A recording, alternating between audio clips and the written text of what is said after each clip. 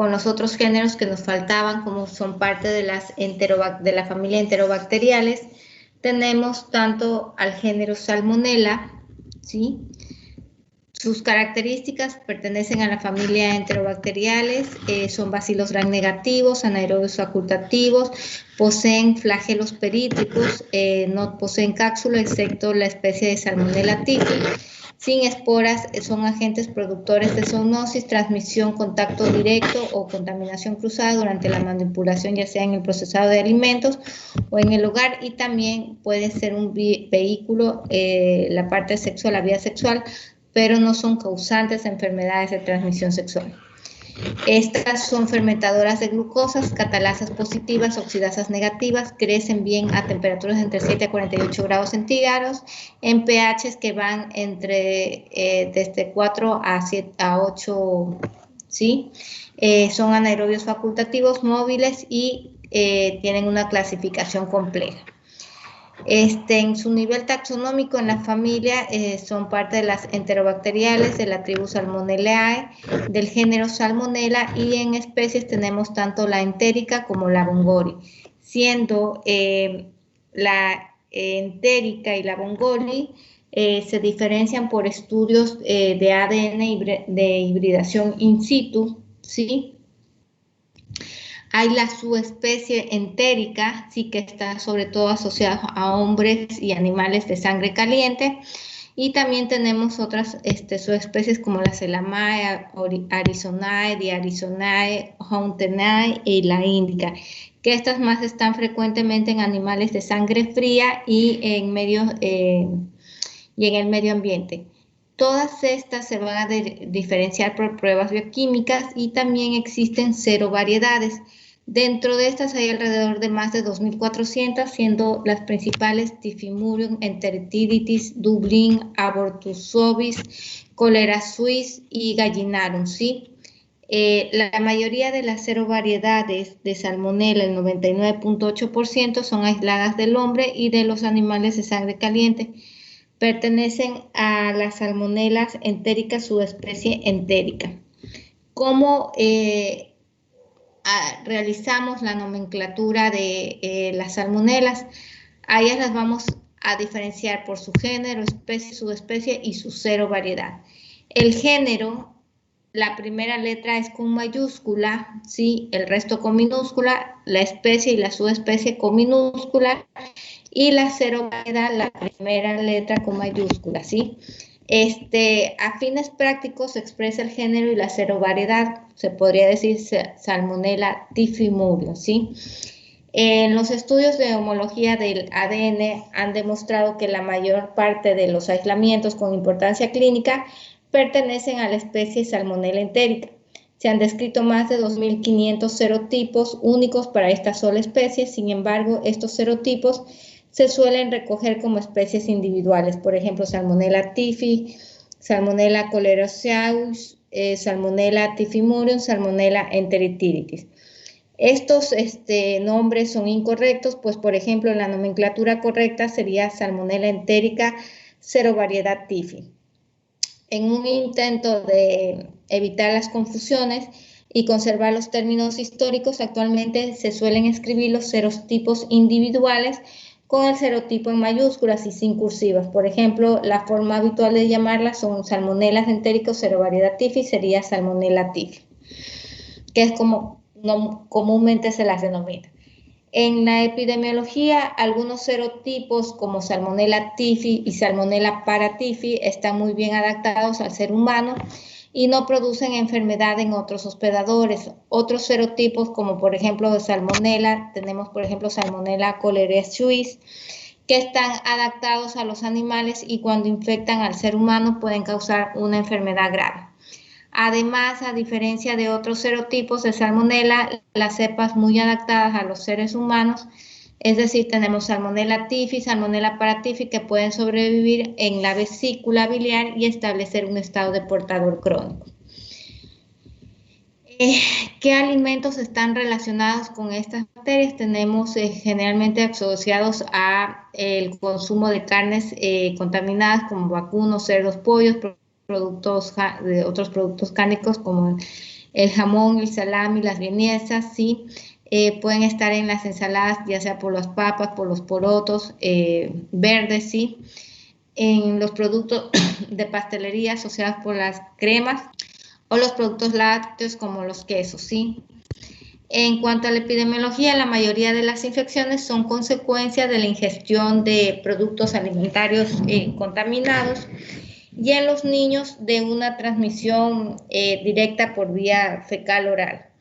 La incidencia de la enfermedad es más elevada en niños menores de 5 años y en adultos mayores de 60 años, que afectan durante los meses de verano y otoño cuando los alimentos contaminados se consumen en reuniones sociales al aire libre.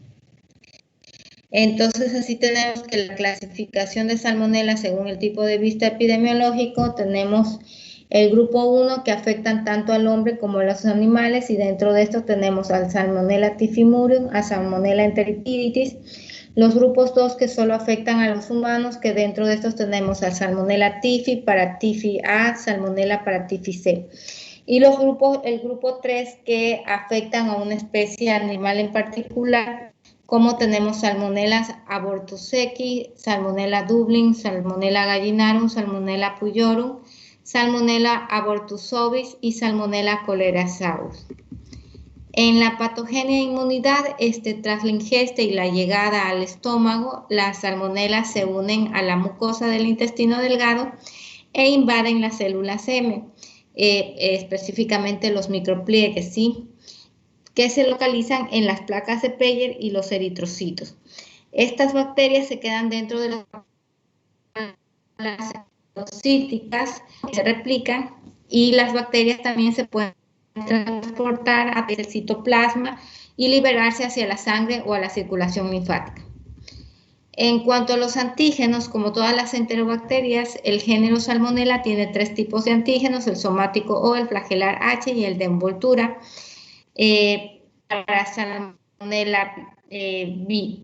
Los antígenos son termoestables y su especificidad radica en el componente polisacárido de la endotoxina, que es el complejo proteína.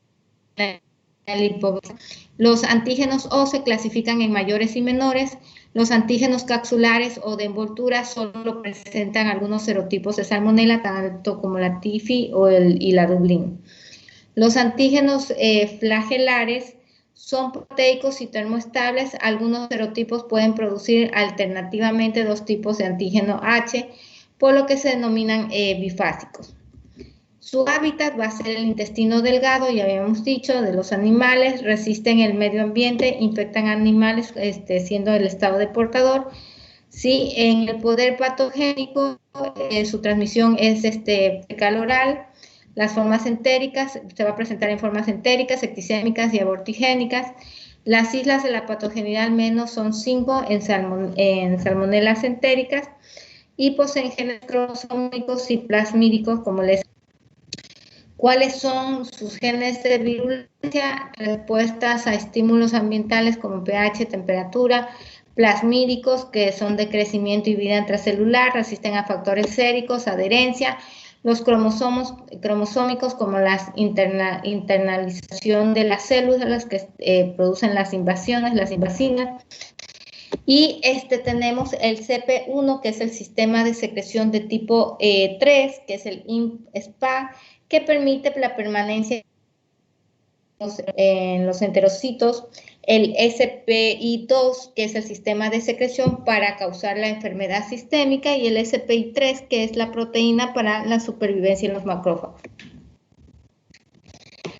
Tenemos los factores de virulencia como las enterotoxinas del tipo termolábil, parecidas a las de la Escherichia coli, tienen citotoxinas de 2 tipos, la 1 tipo PLA y la 2 que afectan a la síntesis proteica.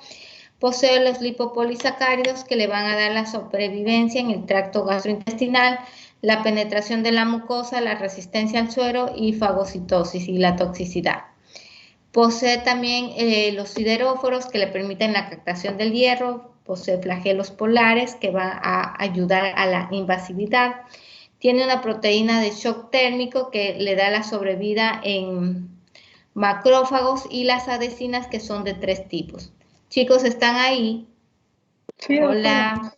Sí, doctora, aquí Sí, estamos. doctora. Sí, doctora. No se Sí, escucha doctora. entrecortado.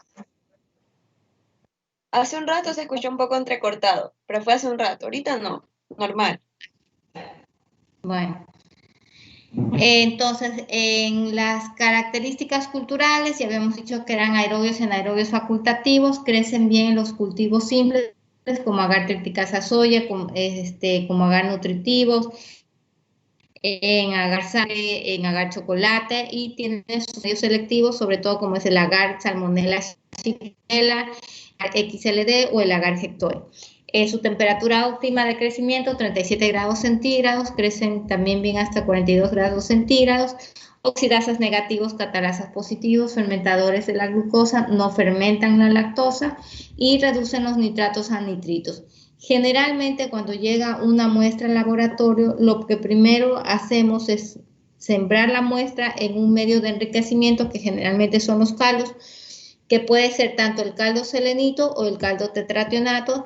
Después de 24 o 48 horas de incubación, procedemos a hacer un subcultivo en los medios selectivos como son el XLD o el Salmonella o el Hectón, cualquiera de los tres. Y una vez que ya tenemos las colonias típicas que van a ser como ojos de pescado, procedemos a realizar las pruebas de identificación bioquímica, ¿sí? Como el triple azúcar hierro y el citrato y la lisina, fundamentalmente. Entonces, estos son los medios diferenciales, y ya los vamos a ver más acá. Este es el medio Hectón y si ven la colonia típica de ojo de pescado, ven esta transparente con un punto centro negro que es la producción de gas sulfídrico.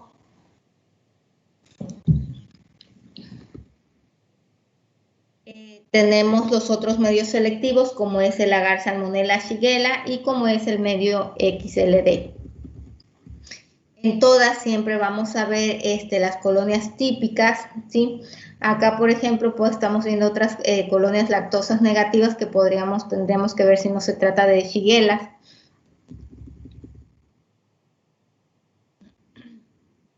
En el agar McConkey, salmonella siempre van a ser lactosas negativas, ¿sí? Como ven acá, estas son colonias lactosas positivas, cosa que no es salmonella.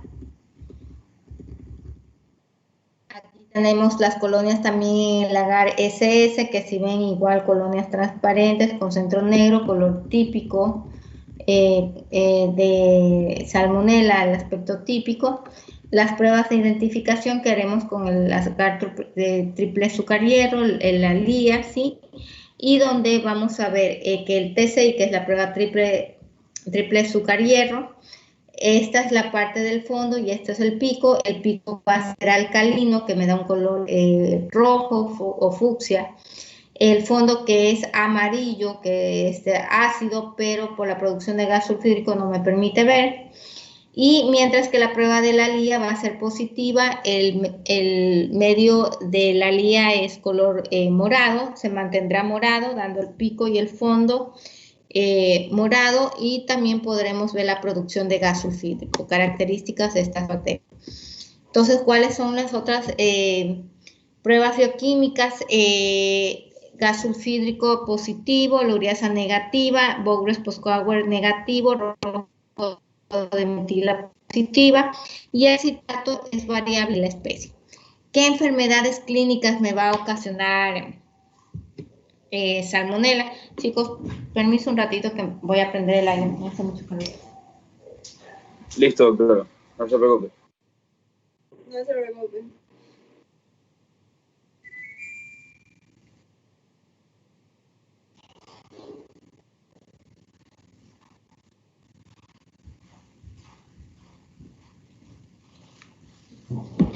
Bien, entonces, ¿qué patologías me va a ocasionar salmonella? Fundamentalmente gastroenteritis, ¿sí? Que es la forma más frecuente de salmonelosis. Los síntomas se dan 6 o 48 horas siguientes a la ingestión de los alimentos contaminados y va a ocasionar náuseas, vómitos, diarreas no sanguinolentas, fiebres, espasmos abdominales, mialgias y cefalea. En su forma aguda va a haber una afectación colónica. Los síntomas pueden persistir entre 2 días y 1 semana antes de la resolución espontánea. Pueden llegar a ocasionar septicemias. Todas las especies de salmonela pueden dar lugar a la bacteremia. Tenemos las salmonelas Colereaceae, Salmonelas paratifi y Salmonella typhi con mayor frecuencia, que son las productoras de septicemia. Pacientes con mayores riesgos son los pacientes pediátricos, pacientes ancianos y con SIDA. Pueden aparecer infecciones supurativas localizadas, pueden hacer infecciones tanto como osteomielitis, endocarditis y artritis, que hasta es el 10% de los pacientes pueden desarrollar esto. La fiebre entérica, que es ocasionada por Salmonella, la paratifi A, que es la Salmonella Schott-Mulleri y la Salmonella Hirschfeldi, causan la fiebre paratifoidea. Las bacterias pasan a través de las células que tapizan el intestino y son engullidas por los macrófagos. Aquí se replican después de ser transportadas al hígado y al vaso y la médula ósea.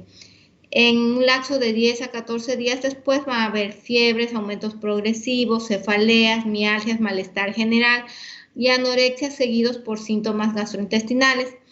Esta fase bacteriémica inicial, que se sigue de la colonización de la vesícula biliar y posteriormente de la reinfección del intestino.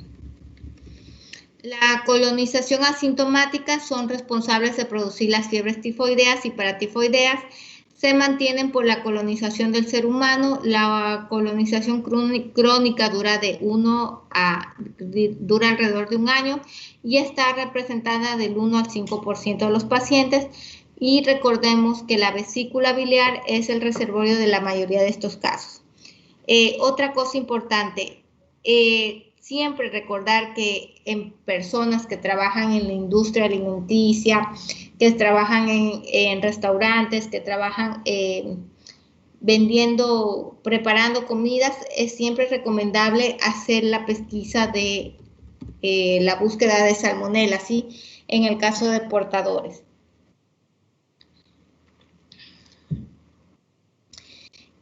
¿Cuál es el tratamiento de elección? Ampicilina, cloranfenicol y sulfametosazol trimetoprim. Recordemos que así haya una sensibilidad en vivo, o sea, en el laboratorio, frente a cefalosporinas de primera y segunda generación, nunca se deben dar porque va a haber falla del tratamiento, ¿sí? No tienen acción frente a esto. Dentro de este género de salmonela, también ha habido procesos de resistencias, y es tanto así que hoy en día ya tenemos inclusive resistencias a las carbapenemasas por el tipo KPC. Se han descrito estudios donde ya hemos visto este mecanismo de resistencia afectar a salmonella. Luego tenemos el género de Morganella morgani, que es otra enterobacteria, que pertenece al filum Proteobacterium, a la clase Gamma Proteobacteria, al orden Enterobacteriales, familias enterobacteriales, géneros Morganella. Las especies que hay es la morgani, ¿sí?, que va a tener 2 subespecies, la morgani, que es no fermentador de trealosa y que tiene 4 biogrupos, como son el A, el B, el C y el D, y la subespecie Siboni, que es fermentadora de la trealosa y donde hay biogrupos del E, F y G. Esta es una bacteria gram negativa, anaeróbica facultativa, oxidasa negativa, con forma de barra recta que va de entre 0.6 a 0.7 micras de diámetro y de 1 a 1.8 de longitud. Las colonias aparecen de color blanquecino, opaco, es flagelada a temperaturas inferiores a 30 grados centígrados. Sin embargo, a temperaturas superiores a esta es incapaz de formar flagelo, no forma enjambres. Morgan la denominó a la bacteria primero como bacilo de Morgan. Este bacilo fue posteriormente renombrado como Bacillus morgani por Winslow y colaboradores en 1919 y como Proteus morgani por Rause en 1936. Hasta la fecha, el género Morganella está representado en sí por 2 especies, Morganella morgani con 2 subespecies, la Morgani morgani y la Morgani sivinoi, y la otra que es la especie que es la Morganella cycrotolerans. Su ciclo de vida puede ser conseguida tanto en el suelo y tanto como en las aguas contaminadas como aguas residuales, no contaminadas como en las aguas residuales. Este organismo rápidamente coloniza el tracto gastrointestinal de numerosas especies durante sus primeras horas de vida, donde convive como organismos comensales sin causar afectaciones. El bacilo, sin embargo, puede prosperar descontroladamente y adquirir una alta patogenicidad si penetra accidentalmente, ya sea a heridas abiertas, extracciones dentales, operaciones quirúrgicas. En partes del cuerpo donde no se encuentran normalmente o si el hospedador se encuentra inmunocomprometido, va a causar infecciones. ¿Qué enfermedades puede causar? Diarreas, infecciones del tracto urinario, septicemias, neumonías, endoftalmitis, empiemas, infecciones de heridas quirúrgicas, sepsis neonatal, peritonitis bacterial espontánea, infecciones del sistema nervioso central, angina de Ludwig y entre otras patologías, ¿sí? Cuanto a su diagnóstico, ellas crecen muy bien en la agar McConkey, que es un medio selectivo, oxidasas negativas, y fundamentalmente varias pruebas bioquímicas que podemos realizar para su identificación, que lo veremos más abajo.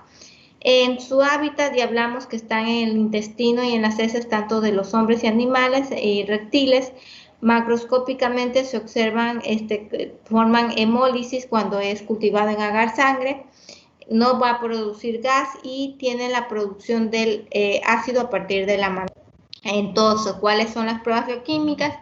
Oxidasas negativas, catalasas positivas, ureasas positivas, indol positivo, Bowes-Proskauer positivo, el citrato de Simmons es negativo, el rojo de metilo positivo, el gas sulfídrico negativo, la fenilalanina desaminasa positiva, la ornitina descarboxilasa positiva y es capaz de producir ácidos desde la manosa, ¿sí? Lo cultivo muy bien en agar triticasa soya, agar sangre, aislamientos selectivos como son el McConkey, el MB Levin, el selenito. Para mantenimiento se utiliza el triticasa soya. Es capaz de adquirir genes de resistencia, ya sean como los ANC o como las BLEM. ¿Cuáles son sus factores de virulencia? Las adhesinas, las hemolicinas, las ureasas y también tiene otras enzimas. Esta bacteria cumple un rol patógeno en el tracto urinario, más aún en los de origen nosocomial. Causa bacteremias, infecciones del tracto respiratorio, infecciones heridas con patógenos oportunistas, ¿sí? En cuanto al tratamiento, esta es una bacteria que es susceptible a cefepime, a imipenem, a meropenem, a piperacilina y aminoglucósidos y tiene una resistencia a cefalosporinas de tercera generación. En cuanto a qué antibióticos yo puedo emplear a los diferentes sitios de infección, en bacteremias se sugiere emplear una cefalosporina de tercera generación que puede ser cestrezona, el aminoglucósido y más la cefalosporina. Sí, en las infecciones de tracto urinario puedo emplear quinolonas vía oral como la ciprofloxacina, una cefalosporina de tercera generación y trimentoprim sulfametosazol. Sí, puedo emplear también piperacilina, tazobactam, cestrezona, cefepime o una quinolona como antibióticos cuando estas bacterias en las infecciones de tejidos blandos, ¿sí? Cuando esta bacteria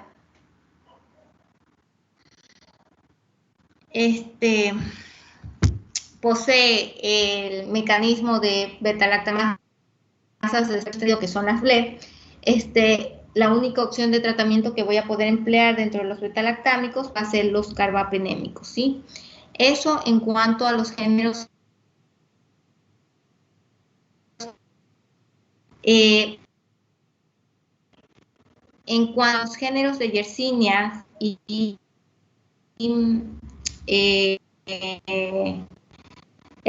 Parcela, vamos a hablar de Yersinia, que tenemos el género Yersinia, y las especies importantes en la medicina son tanto la pestis, la enterocolítica y la pseudotuberculosis, ¿sí? Los descubren o los describen tanto Alexandre Emil John, Shibasuroko Kitasato en 1894, ¿sí? Antes la denominaban Pasteurella, ahora es denominada la Yersinia. Ya vimos las especies que afectan más a los humanos. La primera epidemia fue en 542, en el año 542 después de Cristo, y duró 60 años en Egipto. Su definición y características están dentro de las familias enterobacteriales. Hay 11 especies de Yersinia, siendo las principales en el humano enterocolíticas, pestis y pseudotuberculosis. Hay serotipos de Yersinia enterocolítica que atacan al humano, como son el 03, el 08 y el 09. Yersinia es un bacilo gram negativo, anaerobios facultativos, oxidasas negativas, ureasas positivas, contienen lipopolisacáridos y igualmente no van a fermentar la lactosa. En cuanto a su patogenicidad e inmunidad, resisten la destrucción de los por fagocitosis, poseen el sistema de secreción tipo 3, la Yersinia pestis posee 2 plásmidos adicionales que codifican los genes de virulencia, como son el gen de fracción 1 y el gen de proteasa de activador de la PLA. Otros de los factores de virulencia asociados a esta especie de Yersinia es la resistencia al suero y la capacidad de absorber el hierro orgánico. Aquí tenemos las fotos de la famosa Yersinia pestis, como antes la gente utilizaba sus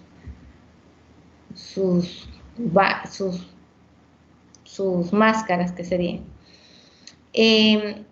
Yersinia pestis, que es el causante de la peste bubónica, se produce por picadura de pulgas de ratas. Las manifestaciones se dan de 4 a 7 días después de la inoculación, de forma repentina, que va a causar fiebre alta, escalofríos, vómito.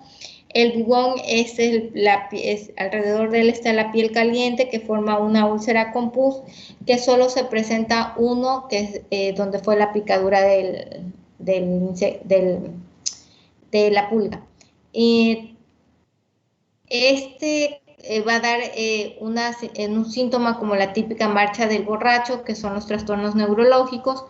Va a haber dolor en los ganglios más cercanos a la picadura por el crecimiento, y esto va a evolucionar a estupor, después puede causar coma y hasta la muerte. Yersinia pestis entonces es un cocobacilo pleomórfico, desarrolla muy bien a 37 grados centígrados, crece bien en agar sangre, agar nutritivo, agar McConkey, son colonias pequeñas y puntiformes. Causó la famosa muerte negra del siglo XVI en Inglaterra, ¿sí? La peste bubónica que le decían. ¿Cuáles son sus factores de virulencia? Los antígenos B y W, que es un antifagocitario, tiene también el factor 1, que es el de necrosis focal, producen una toxina murina, que solo es para los roedores, la endotoxina, que son los lipopolisacáridos de membrana, coagulasas, fibrinolicinas y las exotoxinas. Tiene también los sideróforos para utilizar la captación del hierro, sí, competir por las otras proteínas que produce el hombre, y así captar el hierro que necesita ella para poder sobrevivir. En la peste septicémica, es la invasión del bacilo al torrente sanguíneo de forma masiva que ocasiona las bacteremias, con localizaciones en otros órganos, tales como el vaso, el hígado, el pulmones y meninges. La peste septicémica secundaria, cuando se deriva de la forma bubónica, tiene un mayor compromiso del estado general, como toxemias, pequeñas hemorragias de la piel y deshidratación, mientras que en la peste, septicémica primaria, cuando el compromiso de los ganglios no es evidente, la Yersinia pestis se multiplica en la sangre, pudiendo identificarse por el hemocultivo. La peste pulmonar es cuando se coloniza el torrente sanguíneo, se da por constricción torácica, la neumonía con múltiples focos bronconeumónicos, como los que podemos observar acá en las gráficas. Tiene una respiración entrecortada, la expectoración es mucopurulenta o color rosa, puede llegar a un edema pulmonar o la muerte. Otras formas clínicas, vamos a tener la forma gastrointestinal, la peste ambulatoria, la peste minor, la peste sideras y la forma hemorrágica. Las complicaciones, ¿cuáles van a ser? La coagulación intravascular diseminada, ¿sí? Meningitis, procesos gangrenosos secos en extremidades. Realizar el diagnóstico de la peste en las muestras biológicas para el diagnóstico de peste, la fase aguda, bubónica, es el aspirado del bubón, en la neumónica, el esputo, en la septicémica, la sangre, y hay casos de muerte, podemos extraer tejidos de hígado, vaso, pulmón, médula ósea, otros. ¿Sí? Cultivo, se recomienda hacer siempre el cultivo, la parte inmunológica y la parte molecular.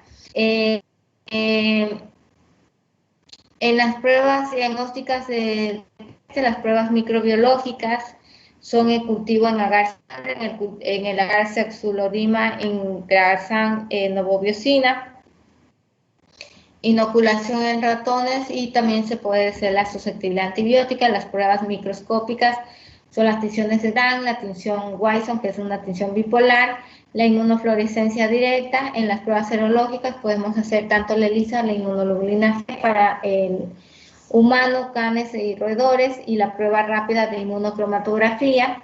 Podemos realizar las pruebas moleculares como una PCR convencional, una PCR en tiempo pulsado, en tiempo real, una convencional, el campo pulsado y el secuenciamiento. Estas son las características, las colonias características de Yersinia, ¿sí? Si ven esos extremos polares que tenemos en las tinciones, pero recuerden que estos son bacilos gram negativos.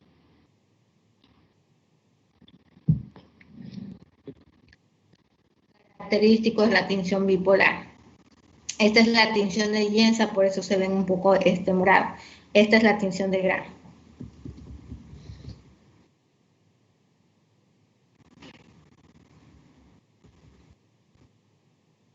En las macroscópicas, en las características macroscópicas, vemos que transmiten y reflejan la luz, son redondas, transparentes, medianas, cremosas, de borde enteros y no son hemolíticas.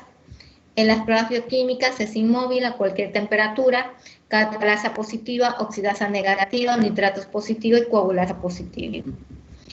Crecen bien a una temperatura óptima de 28 grados centígrados, es un anaerobio facultativo, a 37 grados centígrados crece lento pero con cápsula, crece en el agar tanto nutritivo de desoxicolato y McConkie.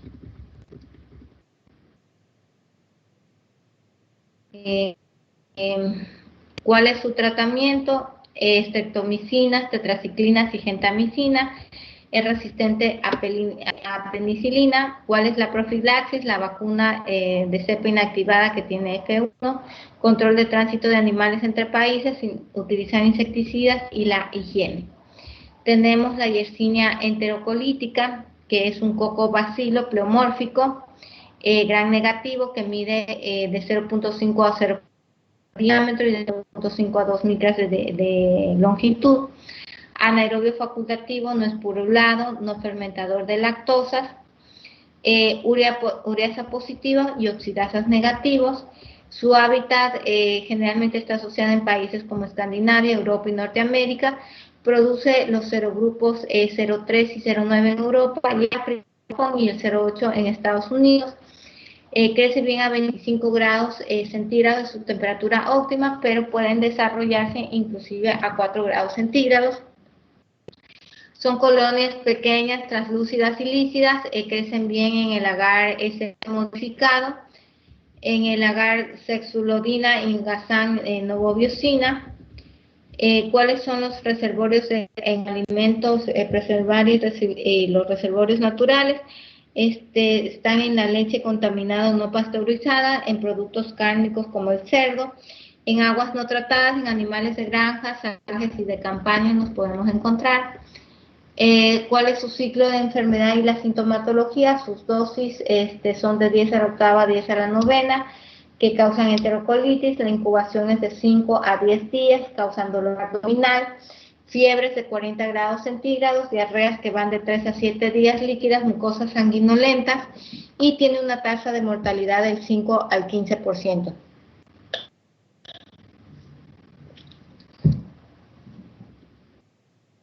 En cuanto a su tratamiento y prevención, tratamientos con ampicilinas, clorafenicrinas, aminoglucósidos, sulfamidas y trimetoprimsulfametosazol. No existen indicaciones de prevención específicas y se recomienda hacer siempre una buena higiene habitual personal y sobre todo al preparar los alimentos. Finalmente tenemos a la Yersinia pseudotuberculosis, sí, que es un bacilo gram negativo, que produce una enfermedad parecida a la tuberculosis, afecta a los nódulos linfáticos, en el hombre causa adenitis y tiene su forma de transmisión es por contacto de animales enfermos, sí, un cacobacilomórfico en 1889 la CES y Vina la observan. Anteriormente era considerada como una micobacteria, luego pasó al género Pasteurella, hasta que ellos mismos ya tuvieron su género de Yersinia. Tiene el antígeno B y W, tiene un buen desarrollo a 37 grados centígrados. El agar sangre crece bien en agar sangre, nutriente o maconqui. Son colonias pequeñas y puntiformes. Lo podemos observar por el medio del diagnóstico de pruebas de ELISA o hemaglutinación. Finalmente tenemos al género Edwardsella, que está dentro de la familia Enterobacteriaceae, el género Edwardsella. Las especies son Edwardsella italuri, Carnia, tarda y Joshinae, siendo la Edwardsella tarda la que más está asociada a infecciones en el humano. Son móviles, productores de gas sulfídricos, lactosas negativos, pequeños vacilos rectos, gram negativos, anaerobios facultativos y flagelos perítricos. Fermentan la glucosa, oxidasas negativos y reducen los nitratos a nitritos. La prueba del indol es positiva, del rojo de metilo positivo, Bowers Posquager negativa y citrato negativo. El gas sulfídrico es positivo, es productora de gas sulfídrica, la lisina positiva y la ornitina positiva. El Edwardsella, la principal especie es la tarda, que está aislada de agua en peces y otros animales acuáticos como anfibios y reptiles. Esta tiene las características bioquímicas similares a una salmonela. Es capaz de invadir células no fagocíticas como las ELA-HEP2. Produce una beta-hemolicina que podría relacionarse con la invasión y podría tener una actividad enterotoxigénica. Esta especie tarda es la única del género que produce enfermedad en los humanos. Se encuentra principalmente en el agua fresca y en medios marinos, así como en los habitantes de estos lugares. La contaminación en seres humanos tiene lugar sobre todo durante la interacción con estos reservorios. Este microorganismo comparte características clínicas, Salmonella y Vibrio vulnificus. Produce gastroenteritis en el 50 al 80% de los casos, produciendo infección leve en la mayoría de los casos, pero puede producir en ocasiones colitis grave. Aparte de la gastroenteritis, las afecciones más frecuentes son las infecciones de la herida por inoculación directa, que a menudo se asocia a lesiones relacionadas con el agua fresca, entornos marinos y la mordedura de serpiente. Otros síndromes infecciosos se deben a la invasión del tubo digestivo con bacteremia posterior. También se ha asociado con un cuadro similar a la fiebre tifoidea, peritonitis con sepsis y bacteremias postparto. ¿Cuáles son las complicaciones? Accesos hepáticos, meningitis e infecciones de heridas. Su tratamiento son canacina, ampicilina, cefalotina y clonfenicol. Eso en cuanto a todo el género de enterobacteriales. No se olviden, chicos, que para el examen tienen que estudiar del libro, sigan leyendo, este es el capítulo 25.